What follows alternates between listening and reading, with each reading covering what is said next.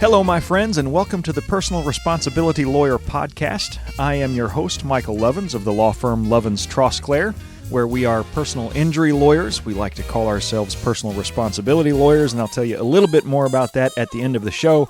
But as always, Lovins Trosclair, my law firm, or at least half my law firm, is the sponsor of this episode.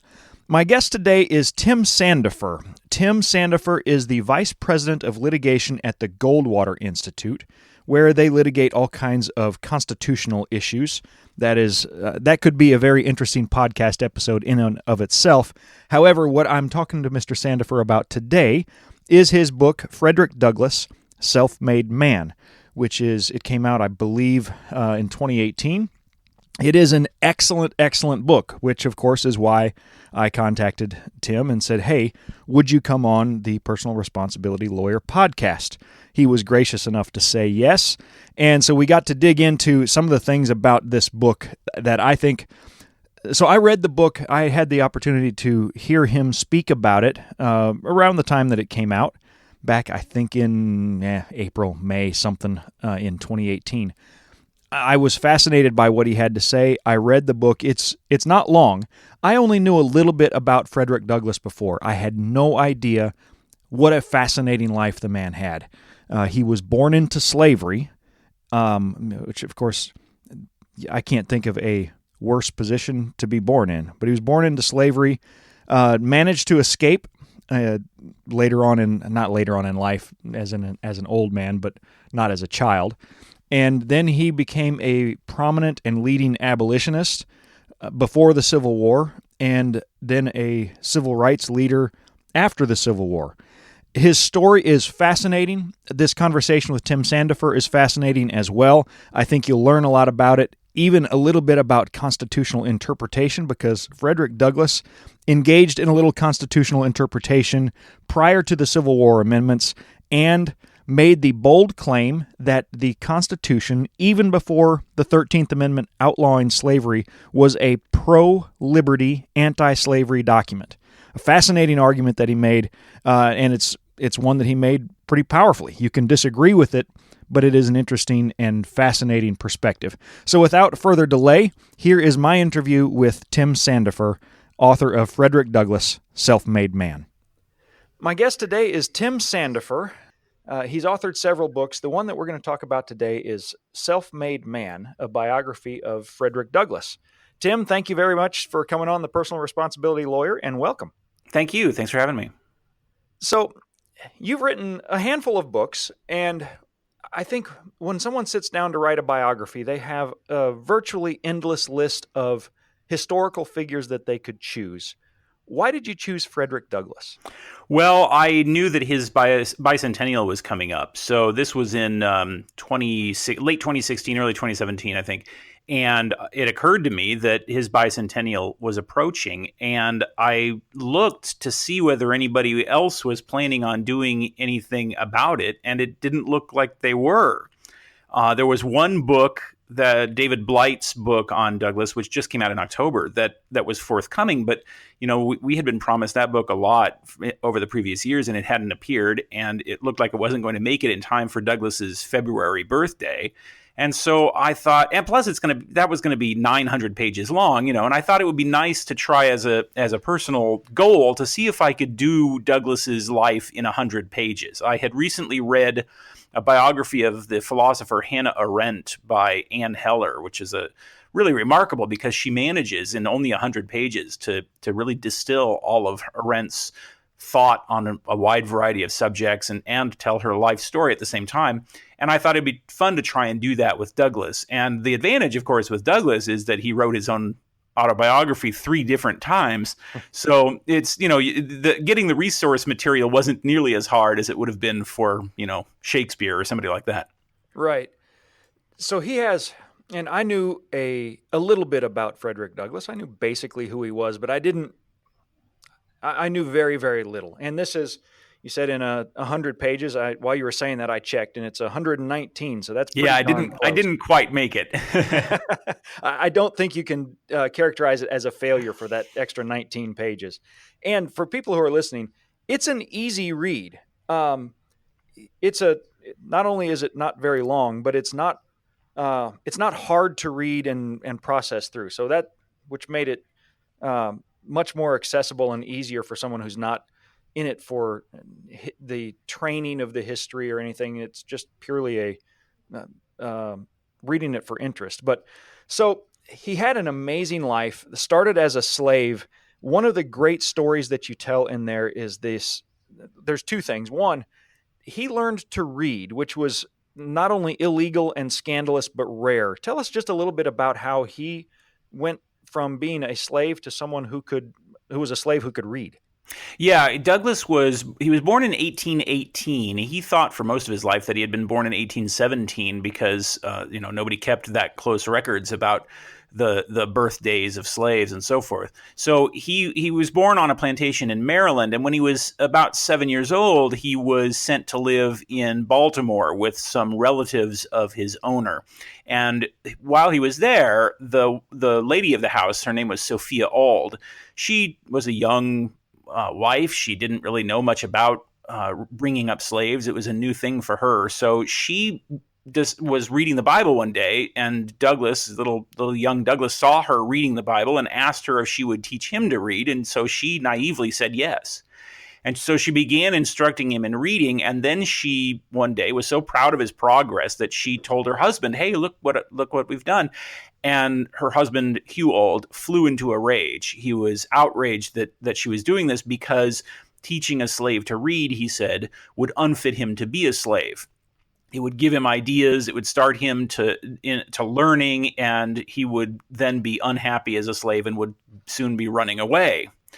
And Douglass tells us in his memoirs that this was the first anti-slavery lecture he had been privileged to hear, because he immediately recognized this for what it was, that reading was the key to his freedom. And so he took what little he had learned already, and he built on that by fooling the neighborhood white children into helping him learn. Because he would, he was a young boy himself, and so he would, out on the streets in Baltimore when he was playing or if he was running errands or whatever, he would run into white boys of the same age, and he would dare them. He would say, "I bet you don't know your alphabet." And they would say, "Oh, yes, I do." And he would say, "Okay, prove it." And then they would write it out with a piece of chalk or something, and he would memorize it that way. And then he would sneak when the family was away. He would sneak and get books off the shelves and copy his the homework of his of the Auld's young son, who was the same age that he was.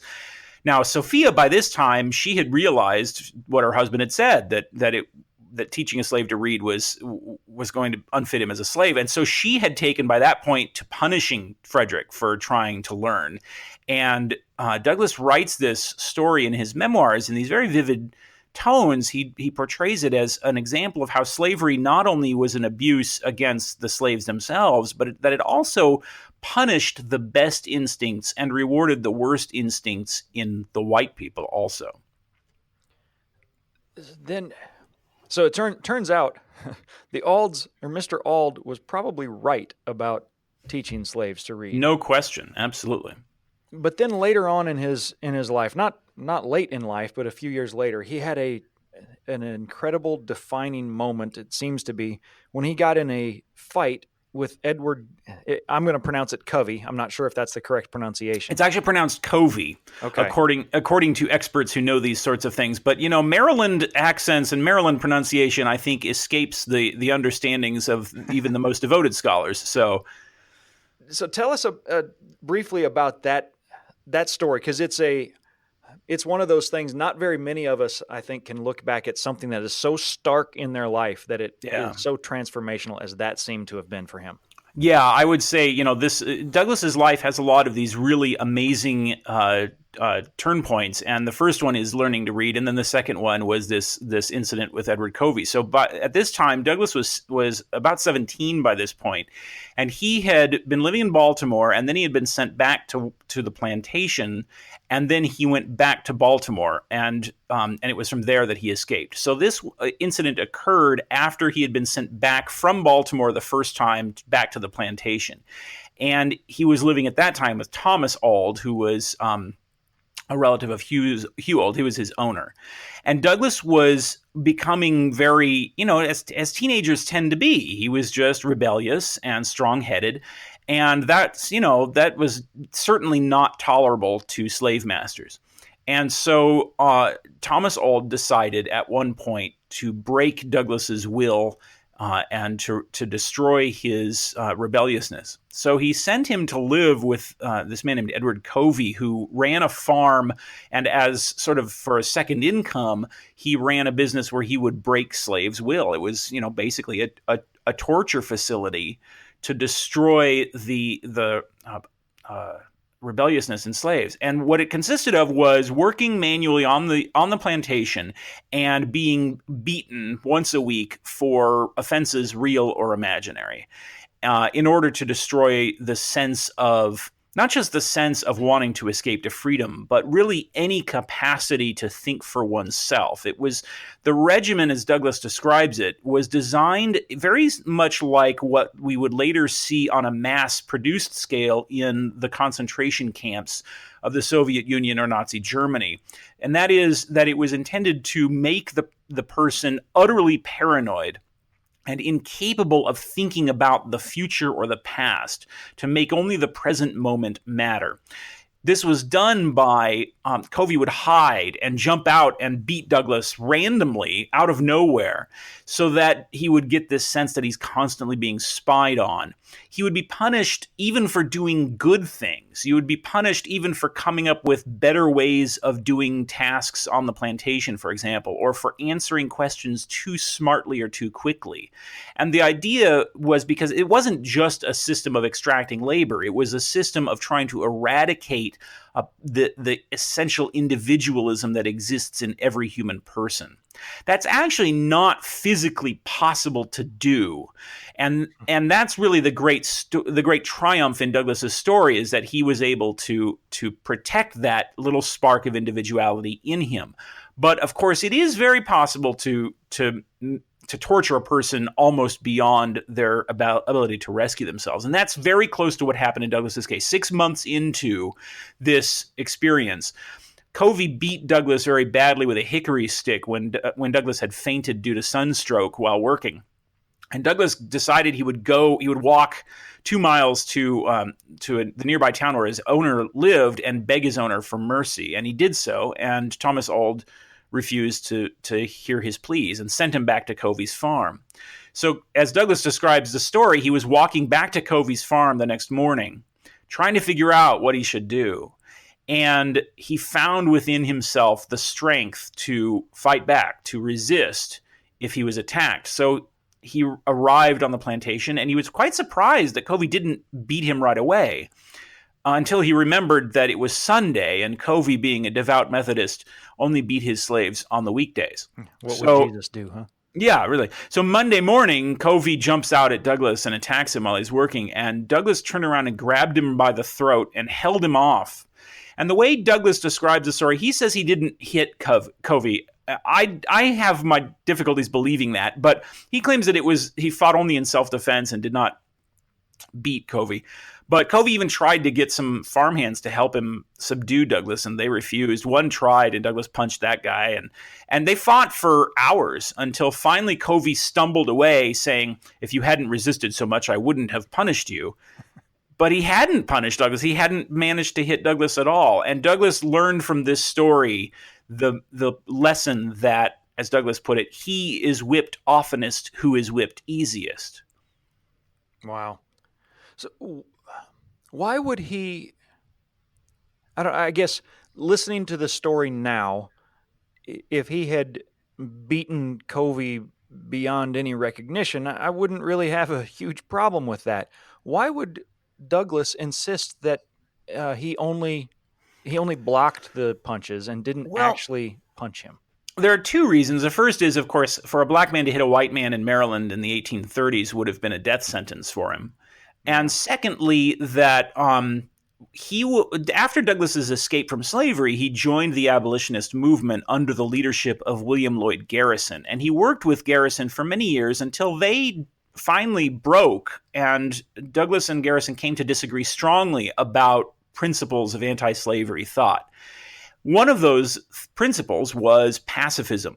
Garrison was a pacifist who believed that violence was never appropriate. And although Garrison did believe that defending oneself was legitimate, he was basically against the idea of violent slave uprisings and rebellions. Douglass was very much the opposite. Douglass was a militant revolutionary man who believed that, as he later said, the best way to make fewer slave catchers is to make a few dead slave catchers. Douglass was definitely not a believer in the pacifism of either William Lloyd Garrison or, in later years, Martin Luther King. Douglass would have had nothing to do with that. He was much more like Malcolm X in that regard, that a person should fight for his self-defense. And that was not only important to protecting individual rights, but was important to building a sense of self-esteem that was crucial to freedom. I think philosophically, the lesson that Douglass teaches us over more than anything else is the inseparable nature of personal pride on one hand and political freedom on the other. There's a very revealing incident later on. After he escaped slavery, Douglass became a recruitment agent for the military and to sign up black soldiers in the Union Army during the Civil War. And he published an article called Why a Black Man Should Enlist. And what's really interesting if you read this article is you notice something missing. Usually when people argue that you should join the military, one of their arguments is that you should serve your country, that you owe it to your fellow Americans to serve your country. Douglass never says this. He says exactly the opposite. He argues throughout this article that black men should join the military for their own sake, in order to obtain a sense of accomplishment, to learn how to use weapons to defend themselves, to gain that quality of knowing that you've earned your freedom and you deserve your freedom and you're worthy of your freedom, was absolutely essential to Douglass. And that's the lesson he learned during that fight with Edward Covey, was that believing you're worthy of your freedom and proving that you're worthy of your freedom is absolutely essential. You cannot have a free society among people who don't believe, and rightly believe, that they deserve liberty. What do we know about how his fellow black men received that message about enlisting for those reasons, and also in generally taking that approach to life, where you don't just hope for your freedom, you demand it and fight for it? How was that received by his peers, for lack of a better word? Well, that's an interesting question, because there is a lot of disagreement between Douglass and the abolitionists, white and black. I mean, Douglass was by far not the only black abolitionist. He was the most famous, but there were quite a lot of people like him who had escaped from slavery and become prominent spokesmen against slavery. William Wells Brown, for example, or Henry Box Brown, who was called Box Brown because he escaped from slavery by being shipped in a box in the U.S. mail. That's an amazing story. Yeah, it's incredible. So Douglass did disagree a lot with his fellow black abolitionists, and particularly on the question of colonization. So early on, it was the first anti-slavery movements were colonization movements. And so Thomas Jefferson and James Madison were members of the American Colonization Society, which proposed to end slavery and then to free and to send the freed slaves to colonies in Africa or maybe Central America. And what happened in the 1830s was William Lloyd Garrison primarily was responsible for creating a new movement of people who were true abolitionists, who believed in immediately ending slavery and no colonization. And Douglass was one of these. But colonization remained a popular idea among whites and even among some blacks. Most notably Martin Delany, who worked with Douglass on his newspaper for a while, and then they finally split over this question of whether black Americans should leave the country and move to colonies elsewhere. Douglass spent his entire life combating this idea. He believed racial separation was not only evil, but that it was essentially a surrender to the white supremacist idea that America is only for white people. He thought it was ridiculous that white Americans believed that blacks could live among them as slaves, but could not live among them as free people. So they very much disagreed on that. But as far as fighting for the Union armies in the Civil War, I think there was pretty much consensus on that point. By the time that came around, by the time the war broke out, Douglass had been saying that it needed to be a war for the abolition of slavery. He had been saying that for years before that. It was Lincoln who was resistant to that idea. And because Lincoln rightly believed that white Americans were not willing at that point to fight to end slavery. So Lincoln had reasons for resisting that idea. But Douglass and his fellow abolitionists, by that point, they welcomed the Civil War. They knew that it meant the end of slavery. So backing up a little bit from the Civil War, you mentioned he escaped from slavery and became a prominent abolitionist. But there were basically two phases of his life as an abolitionist. One where he was allied with William Lloyd Garrison, who you referenced, but then later he was more allied with, is it Garrett or Jarrett Smith? Jarrett Smith is his name. He was a sort of an eccentric New York philanthropist. So there's radically different approaches to the abolition topic as he was allied with Lloyd and then later with Smith. Describe kind of, first of all, with Garrison, you said already he was a pacifist, and I don't know if you said in today's interview, but in the book you make it clear he took a very extreme position. You don't vote, you don't run for office, you don't do anything. The no union with slaveholders approach, right, which was very opposite sort of to Frederick Douglass's whole personality, and yet he was allied with him very closely early in his career as an abolitionist.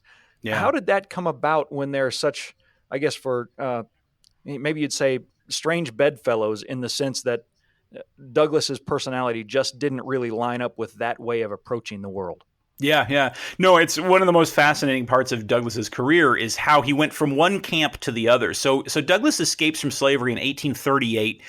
And he goes to New Bedford, Massachusetts. The reason why was because he had experience building ships in Baltimore, and New Bedford was the capital of the whaling industry, so you could get a job working on ships there. So he moved to Massachusetts. Well, Massachusetts was the headquarters of the William Lloyd Garrison wing of the anti-slavery movement. And Garrison was a great hero for, among other things, ending this idea of colonization. But he was also, as you said, a real radical. He was not only a pacifist, but an anarchist who believed that the United States was evil, was incapable of improving itself because the Constitution of the United States was a pact with the devil. That was his phrase, a pact with the devil and an agreement with hell. And so he would burn the Constitution at his July 4th speeches, and he adopted as his motto, no union with slaveholders. What he meant by no union with slaveholders was that the northern states should secede from the Union in order to have nothing to do with slavery. Now, Douglass, at first, he escapes from slavery. He's 20 years old, and Garrison is a hero to him, has been for years, because he's been secretly reading these anti-slavery newspapers back when he was living in Baltimore as a slave. So Garrison is his idol. And so Douglass encounters Garrison very soon at an anti-slavery meeting when Douglass gets up and speaks about his personal life. And Garrison stands up and is so impressed by Douglass that he gives this sort of extemporaneous speech about Douglass. I mean, you can imagine how starstruck Douglass must have been. So he is soon recruited into the anti-slavery movement, and he follows the Garrisonian line. He believes the Constitution is evil because it's a pro-slavery document and so forth. Well, a few years later, Douglass goes on a trip to Great Britain as a speaking tour in Great Britain, and he starts meeting with British anti-slavery people. Now, the British had a different view.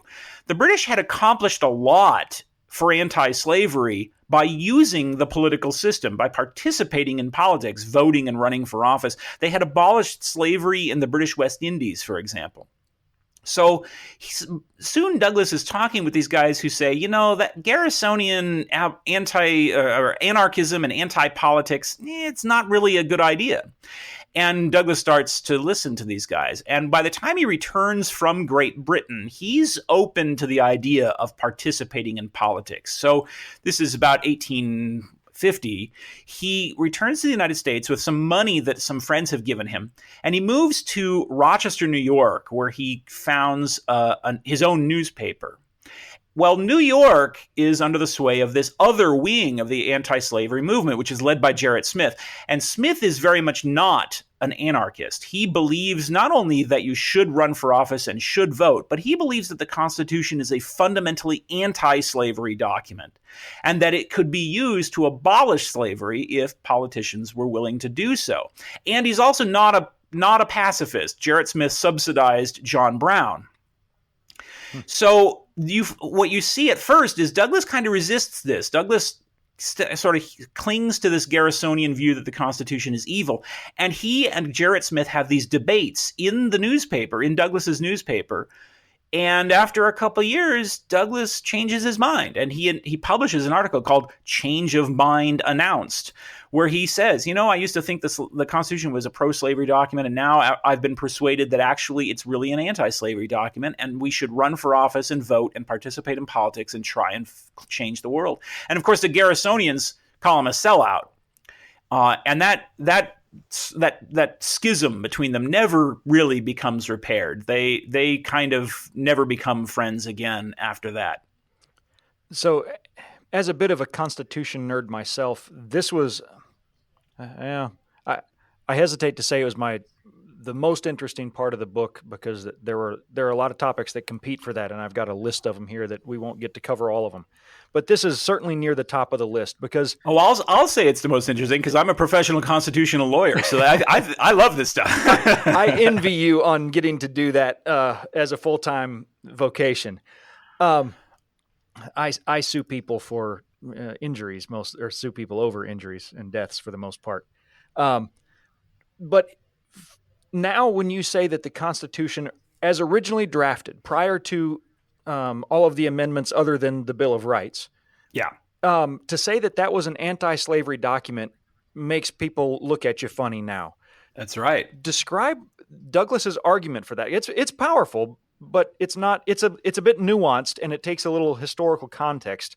Try to give us the nutshell of that if you can. Yeah, so you're absolutely right. It gets shortchanged in the history books, and by constitutional law people today, professors and so forth, they treat this as being a kooky idea, as being a weird notion. I don't think that's true at all. I think it's a very persuasive theory. It's at least as persuasive as the theory that the Supreme Court endorsed in Dred Scott. When the Supreme Court said in Dred Scott that America is only a land for white people and that the Constitution was intended to keep slavery perpetual forever, that is at least as nonsensical as anything Frederick Douglass ever said to the contrary. So it's amazing to me that the mainstream of the legal profession today believes that Dred Scott was correctly decided. And that really is what they say. When Professor Akhil Amar at Yale University says that the Constitution is a pro-slavery document, what he is saying is that Roger Taney was correct in Dred Scott to say that America was not intended for the black man, and that freedom was never contemplated by the founding fathers. So here's how the anti-slavery constitutional theory works. You start with the principle that only the text of the Constitution matters, not the subjective intentions of the framers. If the authors of the Constitution wanted slavery to be perpetual, that doesn't matter if they didn't write it in the document itself. Your second principle is that you should interpret the Constitution as being pro-freedom whenever you possibly can. That's not just an arbitrary notion. That's something the Supreme Court had said many decades before Frederick Douglass. So we interpret the Constitution in a pro-freedom direction whenever that it's possible to do so. Yeah, so if you hate to interrupt, but had the Supreme Court said that in the slavery context prior to Dred Scott and Frederick Douglass, or was it in the context of different fact scenarios that didn't involve slavery, interpreting it as a pro-freedom document? It was in the context largely of cases involving the slave trade, because, of course, you didn't have a lot of lawsuits over the freedom of slaves early on. But when John Marshall says, we should interpret the Constitution as pro-freedom whenever possible, he's doing so in cases involving the international slave trade. And it wasn't just the federal courts. Even the state Supreme Courts had said so. Even the Georgia Supreme Court had said so. So you interpret the Constitution as pro-freedom if you possibly can, and without being totally unreasonable.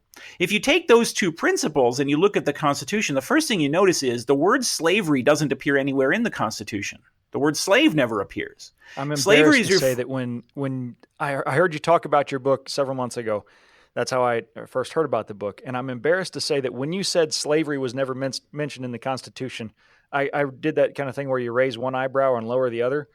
I didn't know. I assumed that it used the word, but it doesn't. It's amazing. Right.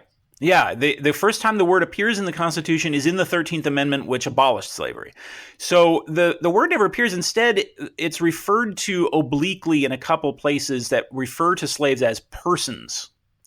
It says, for instance, persons held to labor.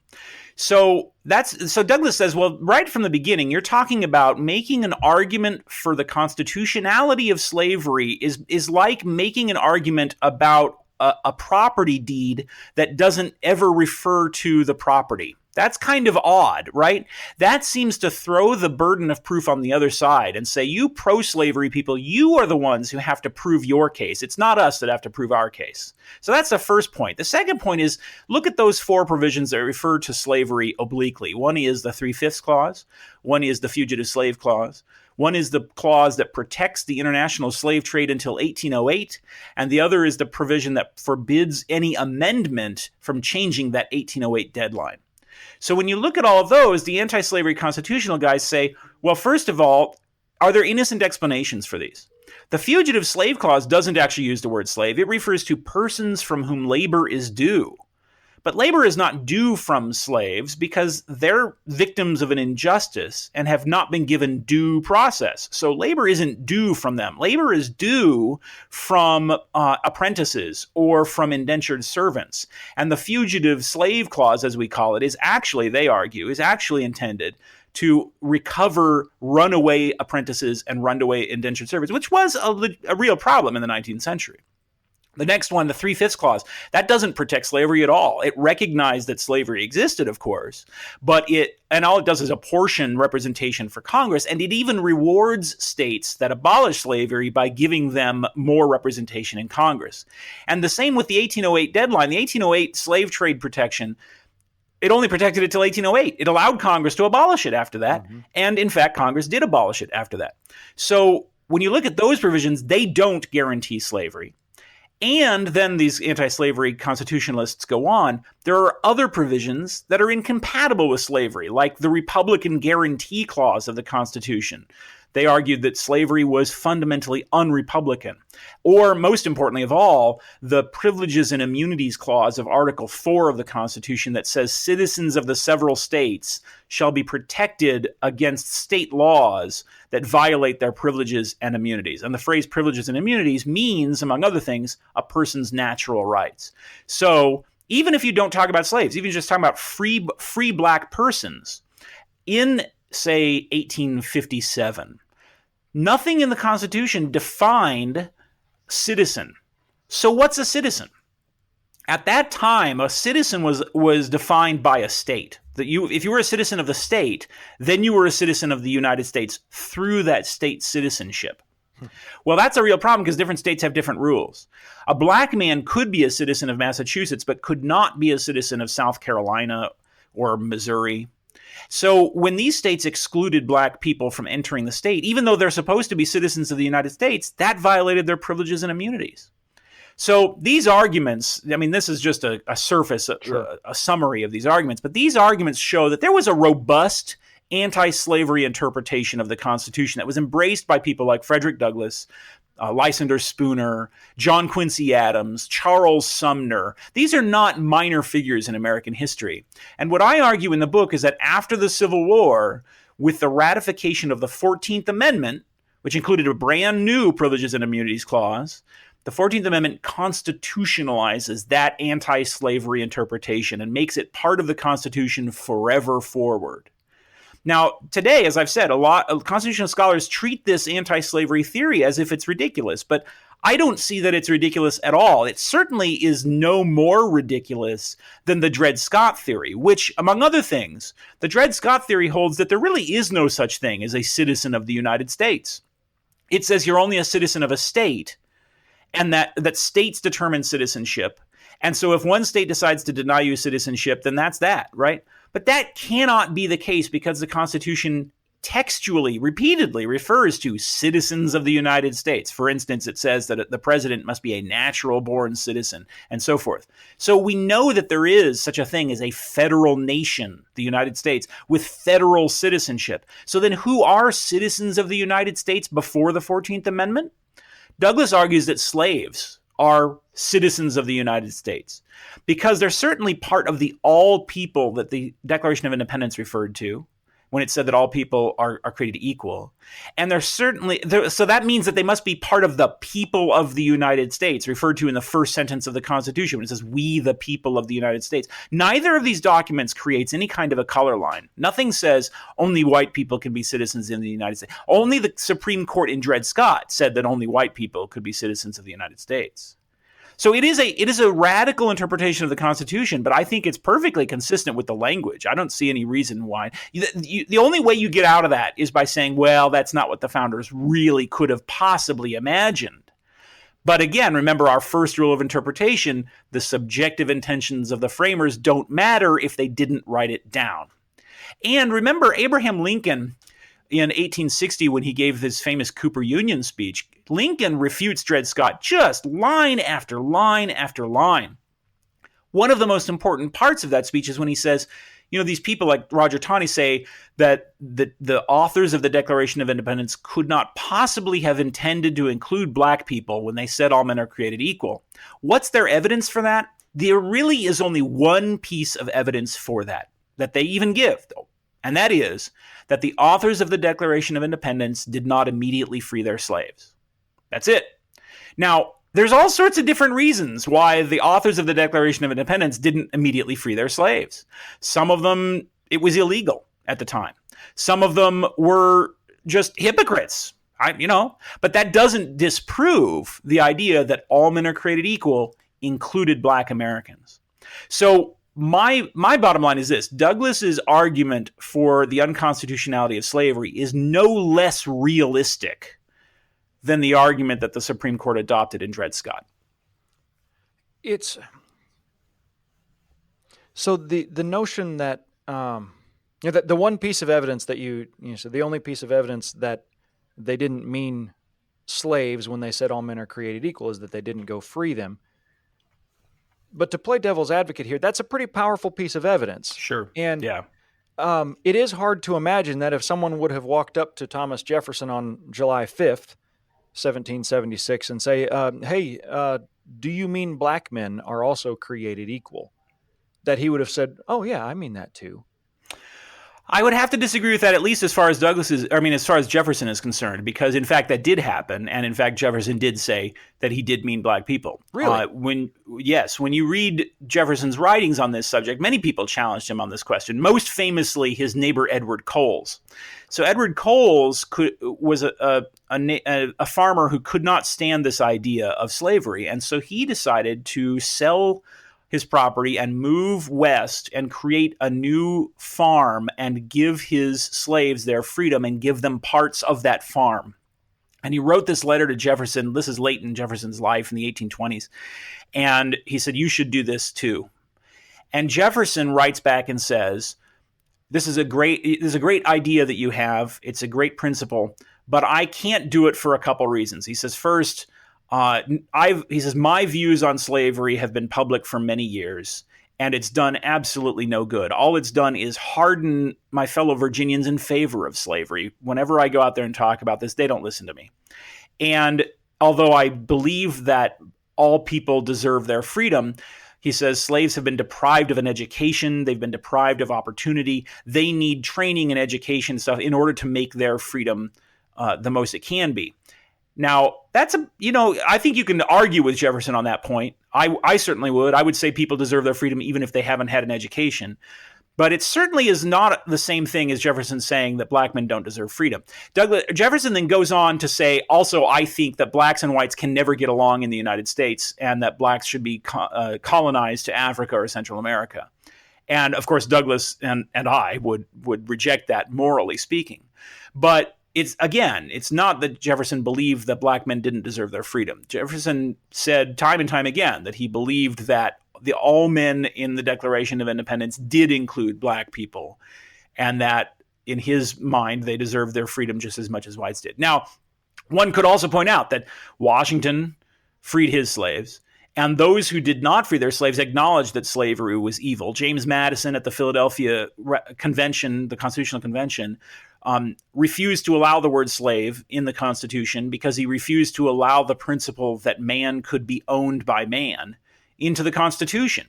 Ben Franklin, one of his last public acts was to sign petitions against slavery. Now, there are specific incidents where you can accuse the Founding Fathers of hypocrisy, of short-sightedness, and so forth, and those are all perfectly valid. But the idea that the authors of the Declaration of Independence did not intend to include black men in all men are created equal is historically a falsehood. That's for one, I'm fascinated to hear that. For another, I'm maybe a bit embarrassed again because that seems like something that I should know, and I want to go read more about that. But it's so funny. This is outside the scope of the Frederick Douglass biography, but you have people back then who we view as such great men, mostly men, but there were some women too. But because of the culture at the time, it was 99%, I suppose, men that were the leaders of the movement of the Revolution and the Declaration of Independence and so forth. In some circles, to accuse them of hypocrisy is heresy, and yet in some in other circles, I suppose it's not mere hypocrisy; they're just downright evil. And of course, now none of our political heroes, or you or I, have any hypocrisy in us. We're clean and clear as the wind-driven snow. Right. So there's a lot of practical politics that influences all of that, which then there's another issue that I thought was really interesting that Douglass had to deal with, where practical politics came heavily into the subject and how he approached it, and that's the women's right to vote, because he was in favor of women's right to vote, but he and the women's suffragists, they clashed when they were talking about what the post-Civil War amendments were going to say. Tell us a bit about that. It's funny because this does relate to what we were just talking about in just what you said about the practical politics being a real obstacle. Because you take Thomas Jefferson, for instance, there's really no serious question that Jefferson thought slavery was an evil thing, but he believed as a practical political matter that it was impossible to do anything about it right then, and that it would have to be taken care of by future generations. Now, I would probably, if I were take a time machine back to Jefferson's day, I would have argued with him about that. I would have said, this issue is so big that you need to take a radical step. You can't just sit back and let the political system work. And I would have debated with him about that. But it's not an unreasonable understanding given what was going on in his day. And in a similar thing with Douglass and the right to vote, Douglass all his life struggled with this tension that always exists with reformers between wanting radical change and knowing that you have to really do it piecemeal. And what occurred with the right to vote was, after the Civil War, there was this argument about the 15th Amendment, about whether to ratify an amendment that would guarantee the right of the former slaves to vote.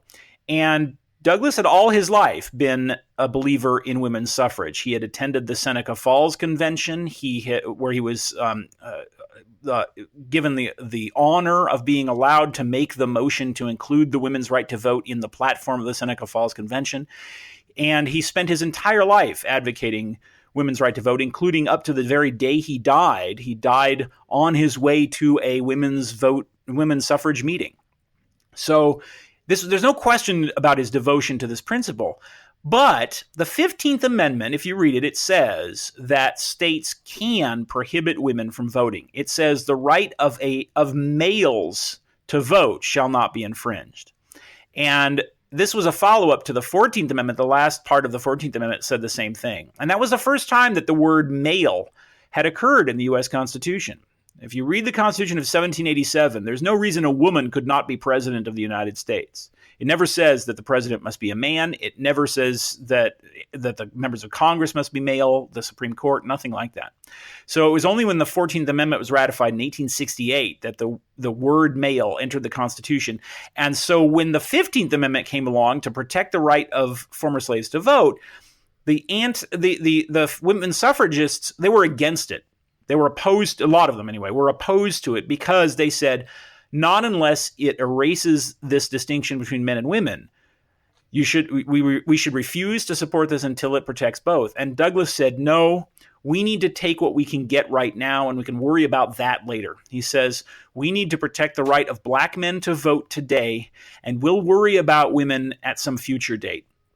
And that debate descended into some pretty nasty moments. There were moments when his friends like Elizabeth Cady Stanton were opposed to him, and there were some really nasty words exchanged, some really racist words exchanged during that debate. In particular, one really heated exchange when Douglass said, he said, women, for all of the oppression that women face, they don't face the kind of oppression that black men are now facing in the South.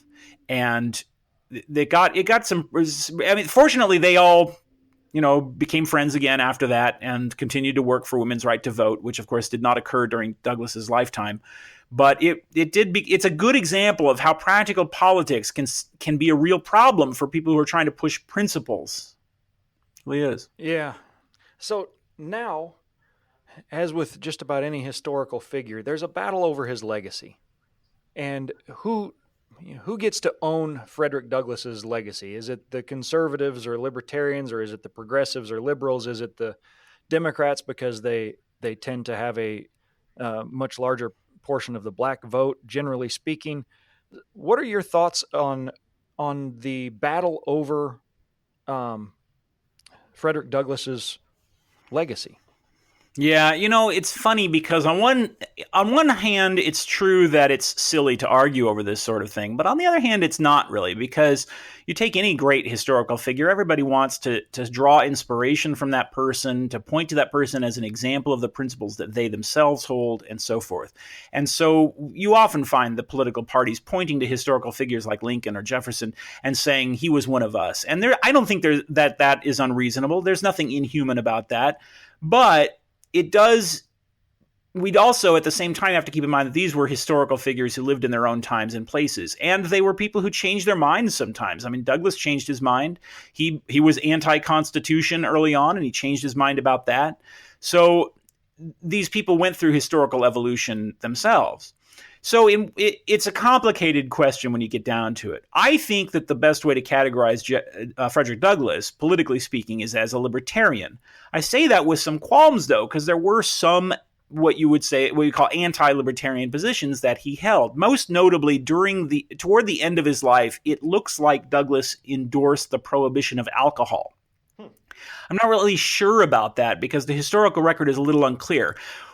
Right around the time he died, a biographer, Frederick Holland, who wrote the first biography of Douglass, which Douglass helped him write, said that Douglass was against the legal prohibition of alcohol. Douglass had always been a temperance man. He'd always been urging people not to drink, but actually outlawing it, Douglass did not believe in.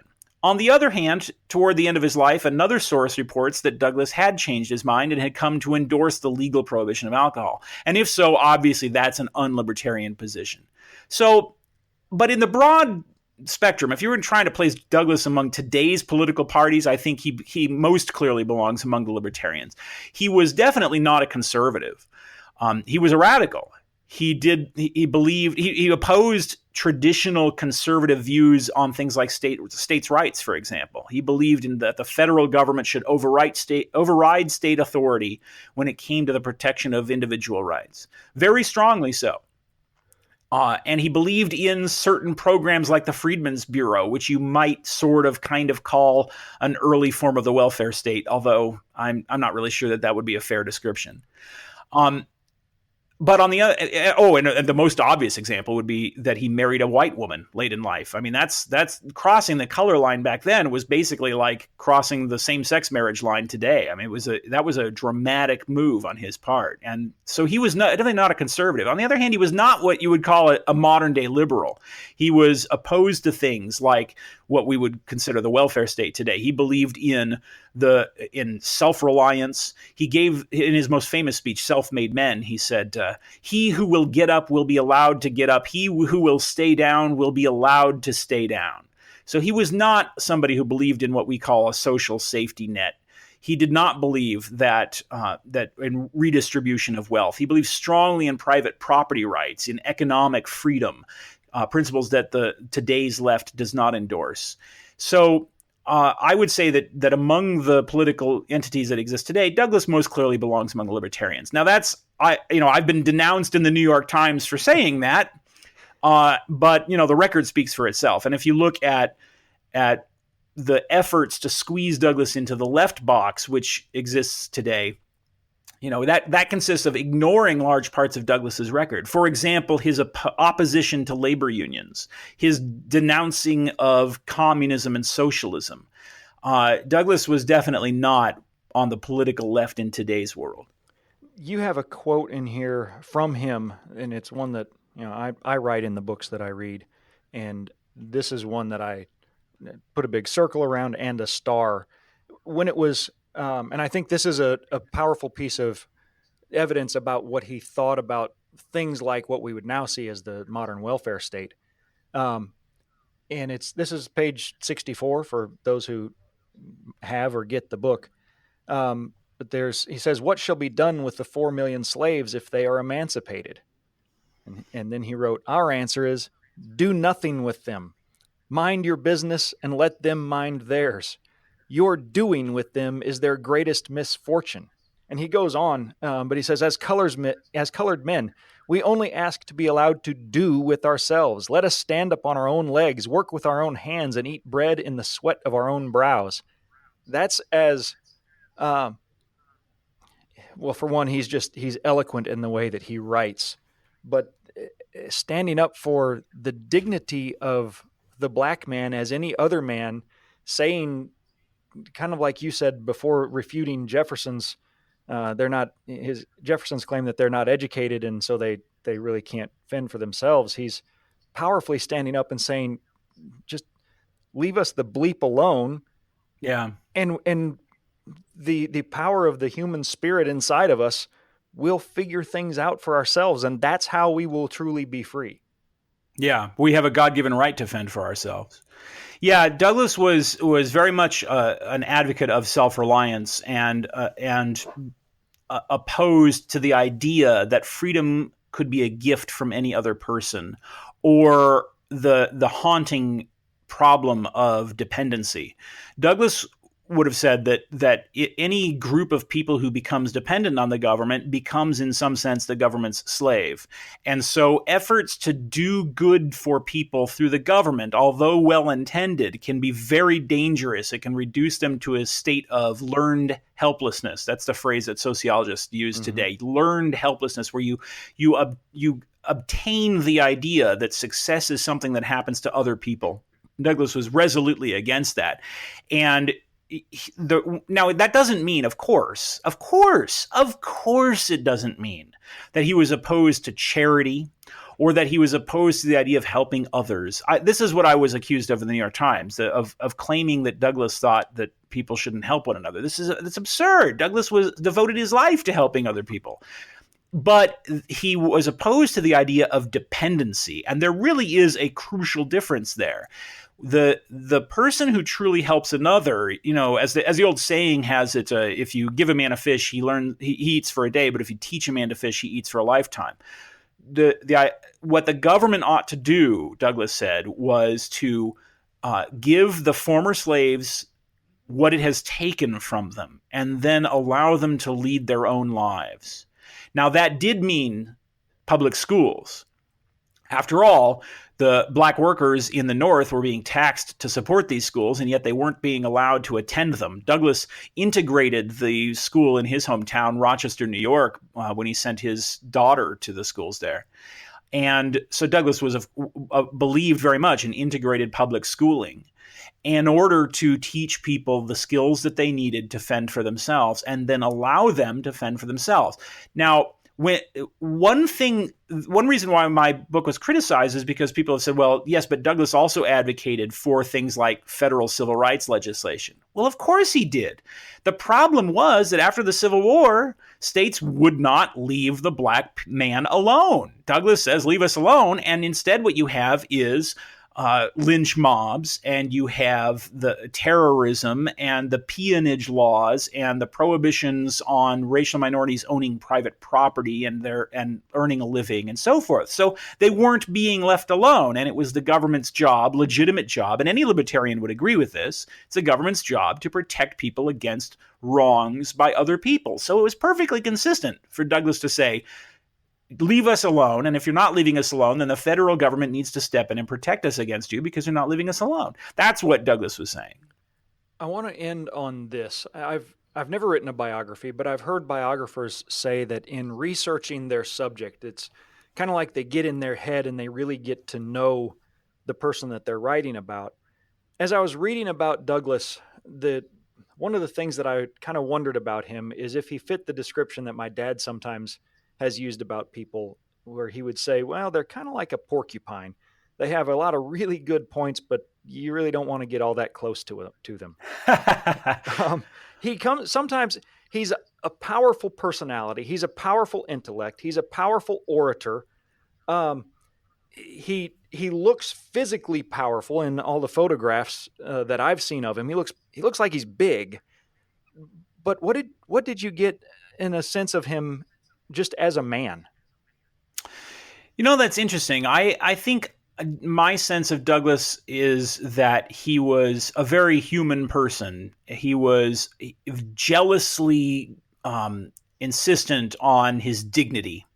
And some people might find that difficult. On first meeting him, I imagine it may have been difficult to get through that because my favorite story about Douglass is that he was at the White House once to meet the president, and he was out in the waiting room waiting for his appointment. And of course, there were a bunch of lobbyists sitting there in the waiting room, and they're all white.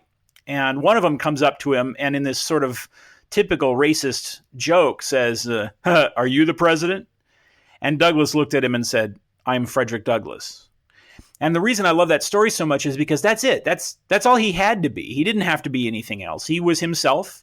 He didn't have to be condescending, but he also didn't have to be truculent. He could just be who he was, and that was adequate. And that sense of dignity and self-worth, as you say, it really comes through in the photographs. Douglass was the most photographed American of the 19th century, incidentally. And when you look at those pictures, that sense of dignity and self-possession is very profound in him.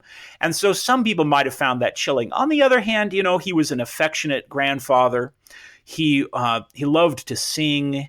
He loved sports. His sons were into baseball, and Douglass was himself made an honorary member of the Washington, D.C. black baseball team. I didn't know that. And he was, and he had his flaws. He had his mistakes that he made in his life, and I find him a very human person. I find him,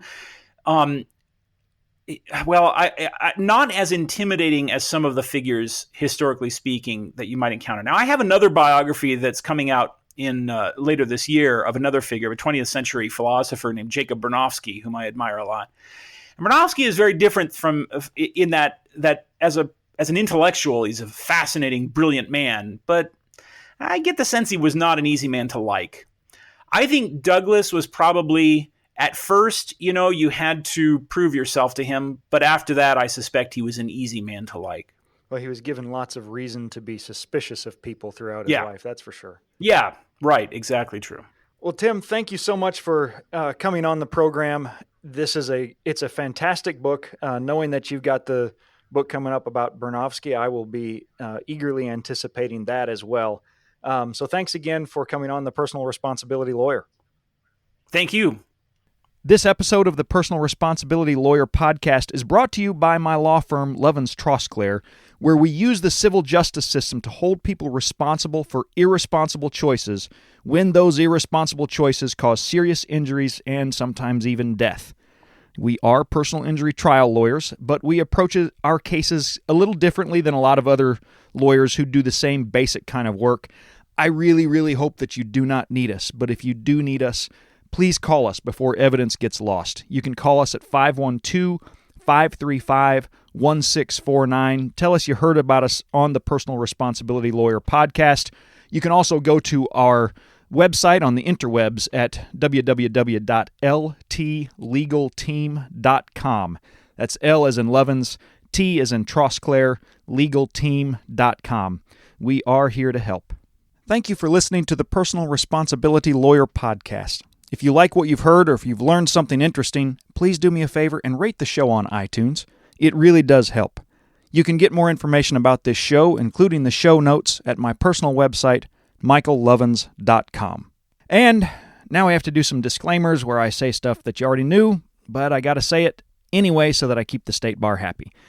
This podcast is not legal advice. You listening to this podcast does not make me your lawyer or you my client. Neither does it make any of my guests your lawyer. If you want me to be your lawyer, contact my office. If I can represent you, we will execute a written contract stating the specific terms under which I agree to represent you. Did you really need me to tell you that? I really, really hope not. Also, I am not certified by the Texas Board of Legal Specialization as a personal responsibility lawyer because they don't know what that is. They also have not certified me in any other areas of specialty that they actually do recognize. I think that does it for disclaimers. For Lovins Trosclair and the Personal Responsibility Lawyer Podcast, I am Michael Lovins. We'll see you next time.